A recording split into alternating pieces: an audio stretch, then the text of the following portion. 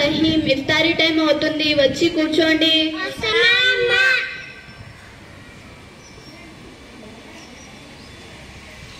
రహీం, వెళ్ళి నాన్నని పిలువు. సరే అమ్మా. నాన్న, ఇఫ్తారీ టైం అవుతుంది.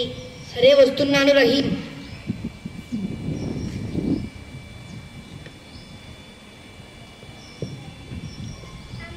అమ్మా, మనం రంజాన్ ఎందుకు జరుపుకుంటాము? రంజాన్ నెల ఇస్లామిక్ క్యాలెండర్లో 9వ నెల.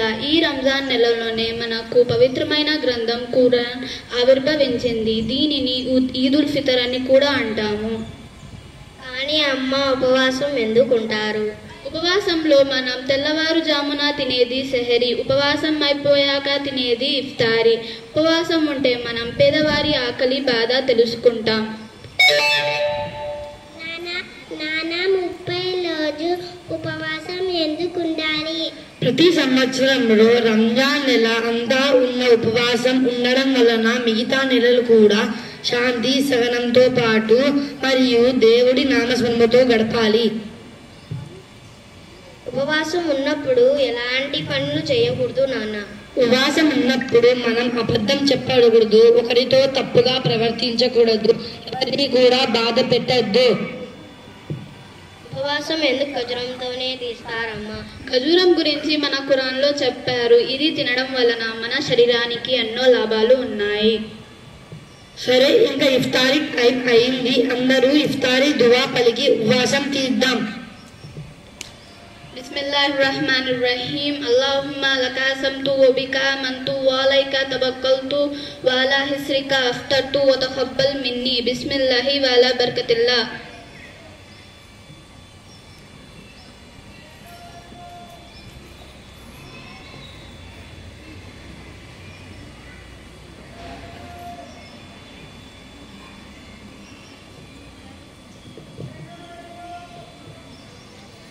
నాన్న, ఇఫ్తార్ దువా ఎందుకు చదవాలి?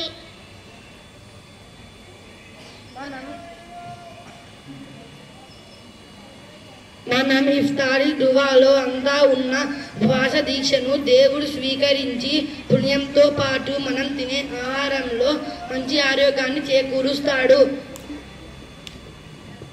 అమ్మా, నాన్న, ఇప్పుడు మాకు ఉపవాసం మరియు రంజాన్ గురించి బాగా అర్థమైంది. సరే, అయితే మరి వెళ్ళి నమాజ్ చదువుకుందాం. Thank you. What is Ramzan? What is the importance of Ramzan? Why we fast for 30 days?